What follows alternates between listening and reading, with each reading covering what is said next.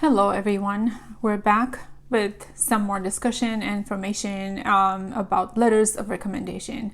A very important part of your application if you're a high school student and if you're about to embark on the whole journey of applying to colleges, then this is one step you do not want to miss. And if you happen to be a student who is already in college and you're thinking about summer, you're looking for jobs and internships, again, this is one part that you cannot neglect because the letters of recommendations can really make it or break it for you. And I will discuss in this video information about students who are in their high school junior year, rising seniors, and who are about to begin applying for colleges. And also if you're a college student and if you're looking for jobs, how the letters of recommendation are actually a very important step that you need to hear and you need to think about and you need to prepare. So, hello everyone, my name is Eva, and if you have been here with me, you know that I love to discuss everything related to education, college, high school, and I do help high school students with their applications to colleges with writing outstanding essays for their common application and for the UCs, the University of California system schools. All right, so let's get started. I will discuss side by side the situation for high school students applying to college, and if you're already in college and if you're looking for jobs and internships.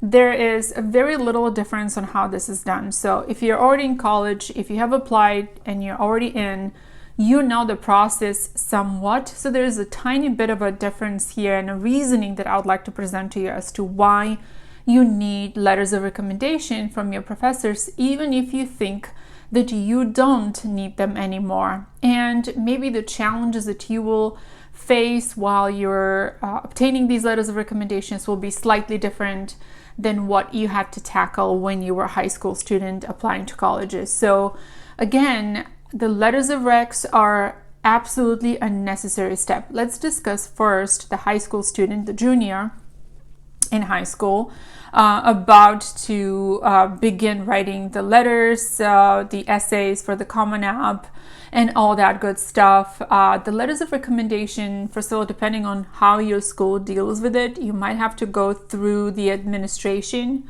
Usually that will be your high school counselor. They might come and tell you, we want you to go and ask for letters of recommendation before the end of May, or they might come and ask you to start asking for letters of recommendations once you come back in August for your senior year of high school. They do this for different reasons. Sometimes it's because they don't even know which school teachers might be coming back to school and which teachers are not planning to come back for the next year. So there's no really point in asking if they're not coming back. And also they might be trying to control the number of students that are jumping on teachers and asking for letters of recommendation, because there are usually some teachers that are a little more popular than the rest, and that's, the same teacher is going to be asked by 400 students. So they're trying to control that influx of students. They don't want teachers to be inundated and having to write so many letters of recs, because it is time consuming if your school does it right. And if they don't, they probably have some system where it's just fill in the blanks and they're sending a very generic type of format letters of recs. Either way, you will want to know what their system is. You will want to know what the process is so you can be prepared. You would want to understand, am I getting a generic letter of recommendation? How much help and support am I going to get? Who could be potentially my teachers that I can ask? And to really be very effective with this, you need to brainstorm ahead of time. You need to have the names of those teachers so that you know you have made a good impression in their class, you have been active, you have good understanding, you know that they will say a good word about you. And sometimes students, when we discuss the letters of recs, they say, well, I'm just going to ask one STEM and I'll ask one humanities teacher and I'm done. And, my question would be, so how did it go with this teacher? What's your general feeling? And they will say, well, I think I did pretty well in their class. And I think, I have an A, so it should be okay. So it's not just the grade that you have earned in that class. This should not be the deciding factor. You have to also think, the communication and the usually a relationship is two-way street. I mean, you cannot be assuming. You have to also confirm, how does your teacher feel about you? So do not go and just suddenly accost them with, can you write me a letter of recommendation, please?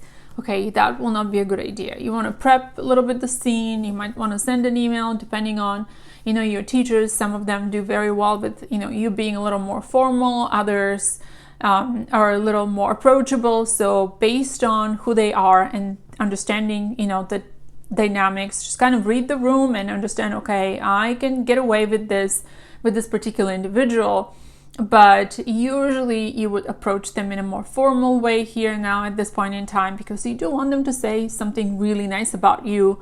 You might send an email and say, so-and-so, dear so-and-so, please don't say hi. Please do not be informal in an email. I really appreciate, being in your class this year. I've learned a lot. It will mean a lot to me if you would be my recommender. As you know, I will be applying to colleges in fall, and I would very much love it if you could be my recommender. I've had positive experiences. I remember such and such part of your lessons. Just say something nice about your experience. Try to compliment the teacher. Tell them how much difference they have made in your life. Tell them what was memorable. These are sort of written proofs, and you want to create that, that memory in their head, that positive feeling, so they can also, it will also reflect in what they have to say about you in their letter. You do not want a generic letter. So you do want to understand how this will work out before you approach any individual, and you do want to do it properly so you create the right impression. You do want to talk to the counselor, your high school counselor, make an appointment if you have to. If there are 500-600 students in the school, you might want to set up an appointment and remind them who they are, ask them, remind them who you are, ask them what is the process, do they need any questionnaire from you, would they like to have a resume, submit the resume, submit to them any list of colleges where you'll be applying. This is really important to give to also to the teachers who are writing your letters of recs, because they need to understand who are they writing this letter to, what should they be prepared. The style might be different. The questionnaires, the questions that they'll be asked, the number of words that they have to write for certain schools might be different. Sometimes the school asks you, so they have a generic format. Well, you just have to check in the boxes, but then at the end they'll ask you to write 500 or 1,500 words about a student. So, usually when students come and ask me for letters of recommendations, I do want to have an ample amount of time so I can prepare. If they want to have a good letter, they need to give me a good number of weeks before, and I also need to know who am I writing this letter to. And so this is about high school. There's a few more things that could be said here. I just want you really to understand that letters of recommendation are very, very important. So do not neglect it. If you in any way sense that your school is going to give you a generic sort of a check in the box or a standard format that they have for every student in your class, because there's so many of them and there are fewer teachers, the counselor is inundated with work. If by any chance you sense any of that, then you make sure that you have a recommender who is outside of school, someone who knows you, or someone who was part of the club that you were leading, or maybe they were a coach, or someone you worked with, someone who observed you, so they can speak to your character. They can say how you behave, how you interact, what are your social skills, how well you collaborate, how much difference have you made, the questions that you ask, your temperament, your personality, your difference, your leadership. These are the kinds of things that you want them to speak about in the letter of recommendation. You do not want a generic couple of sentences. And this makes, very, very big difference at the end, because when the admissions look at your profile and they want to look at everything you have submitted, they will compare and contrast and see, okay, how do we connect the dots about this person? How do we score them on, what kind of personality score do they deserve based on what they say about themselves and what others speak about them? So things really there should be no red flags, and it's very, very important for you to have an adult who speaks to your qualities. If the teacher starts asking you to give them, give me a list of things that you have done, or give me, some specific things that you want me to say, and then you have to very carefully draft it for them, but make sure that you stick to the experience in the class. If this was math class, if this was chemistry, bio, history, English, stick to your experiences in that particular class, what it is that you remember. Have an anecdote or two that you can remind them of so they can speak about your personality. You do not want to speak extensively about, your research, or extensively about your summer opportunities. And what does that have to do with their class and what their experience was, watching you succeed and perform and discuss and turn in homework and tests and etc. It has no connection. So it will come out very sort of disconnected and not authentic. It will definitely be made up stuff, and that's not what you want. They can sniff it when they read your entire application, and it will absolutely add no ethos to your profile. So you have to really be careful. Now, if you're already in college and if you're approaching a professor, you need to understand that the letters of recommendations, once again, will highlight, or they have to highlight, the kind of person that you are. So most, the selection committee, whether you're looking for a job, you're looking for research opportunities, they need to know something about your character, and they want to hear it from someone who knows you well. If you're approaching a professor to write your letter of recommendation, remember that professors travel a lot. They collaborate with other professors and faculty of universities around the country and even the world.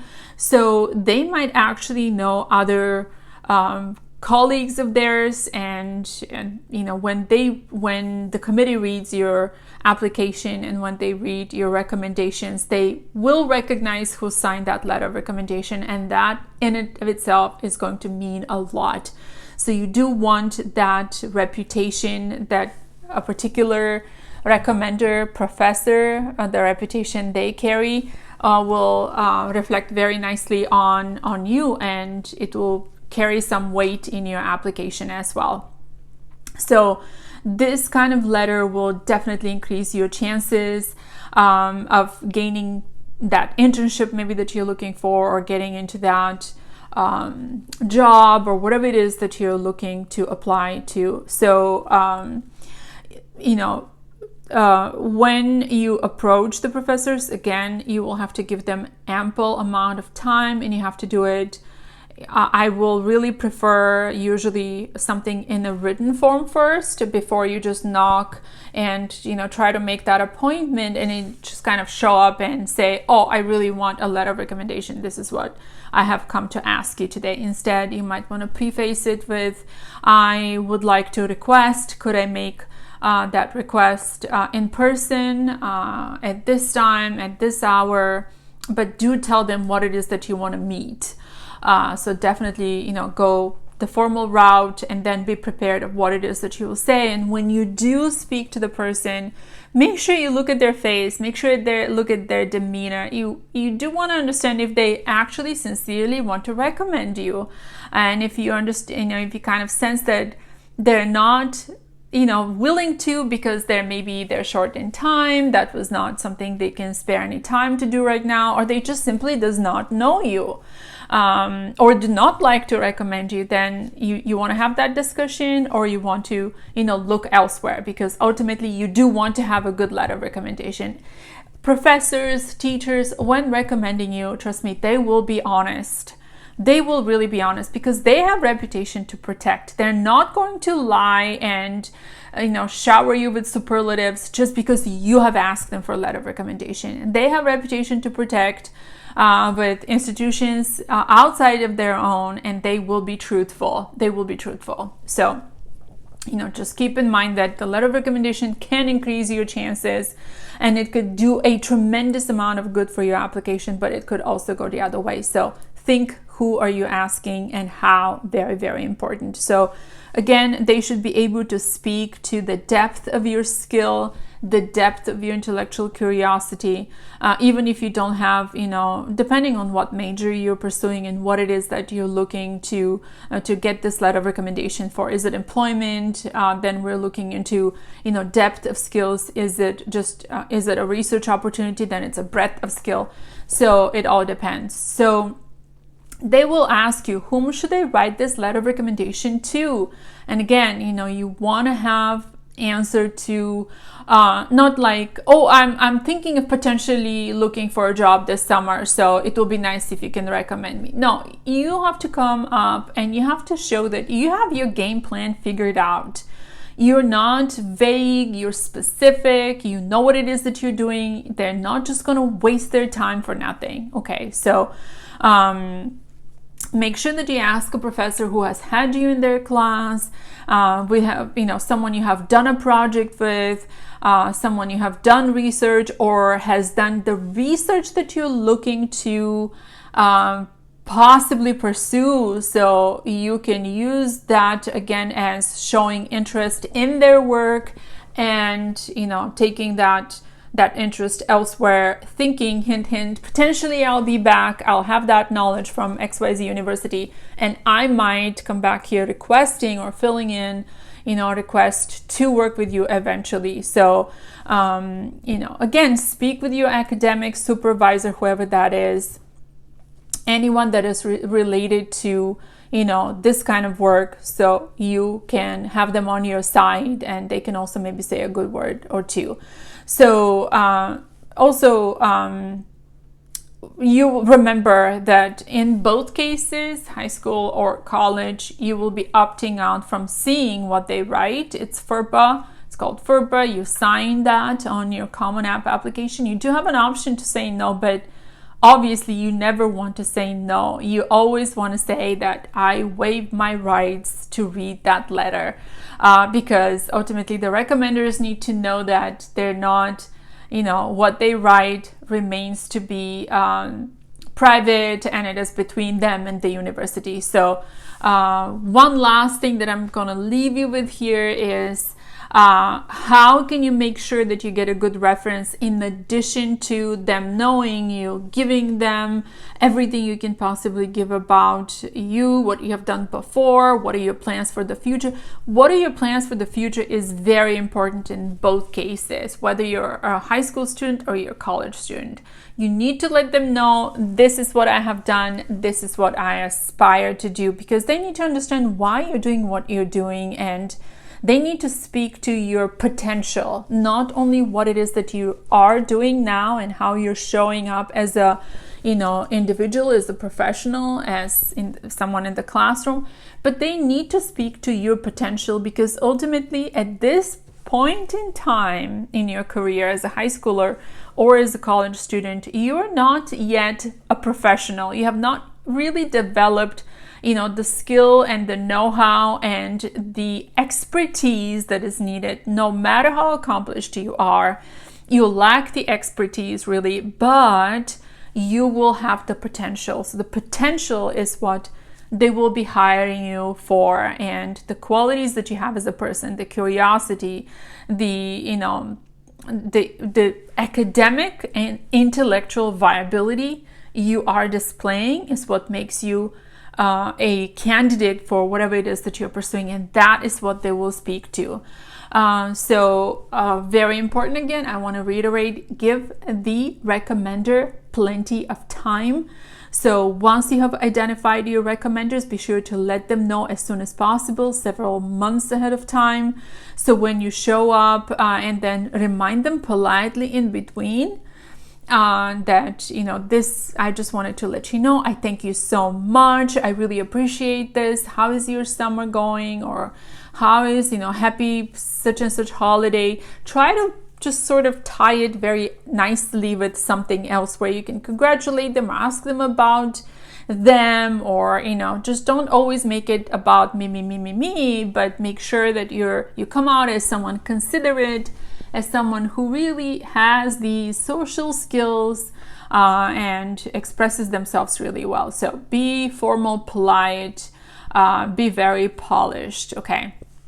And again, give them plenty of time and summarize what it is that you are applying for, what it is that you aspire to do, and give them a full list of positions, programs you're seeking, the letter for, along with, a clear, address where they should submit it, or a link that they need to click on and they have to submit it.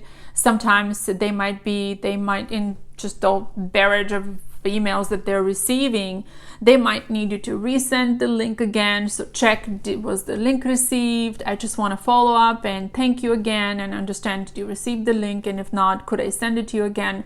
What other details you might need from me? So all this is really, really important to follow up with them, and make sure that in every email, in every interaction, you reiterate the particular strengths that you carry, and the particular specific reason as to why you have asked them. You want to come and ask me to do something for you, and I have 500 students. What is it that you remember from me that made a difference in your life, and what is it that I remember about you? So this is another maybe video as to, if you're part of such a huge class, how can you make yourself identifiable? How can you make yourself memorable? How can you stand out in the sea of students that are all really brilliant, driven, and who are you really? How do you distinguish yourself? So that's another video, and there's some really very clever tips and tricks that I can show you, I can offer you, that I have been giving to my private counseling group, and let me tell you, they're always very successful. Students follow this one thing that I tell them, and they come back years later and they tell me, I nearly failed this class, but it was this one thing that I did, you told me to do, that made my professor really, it just saved the situation. They remembered me, and it's just made all the difference. They gave me the attention that was needed. So again, good luck. Make the logistics easy for them, and don't forget to waive your rights to the letters of recommendation. So you can this is the proper etiquette and the proper protocol. So I hope that you receive great letters of recommendation, and you should let me know if you have any other questions that I can answer. I have had questions asked from students, what if I'm not applying right away? Yes, that's a very valid concern, because sometimes you start applying early on, and sometimes we start in November for opportunities in June. So what happens then? The process is exactly the same. So anyway, you have to give them ample amount of time, and you have to prepare them, and it will give you a chance to gather all of your documentation as well.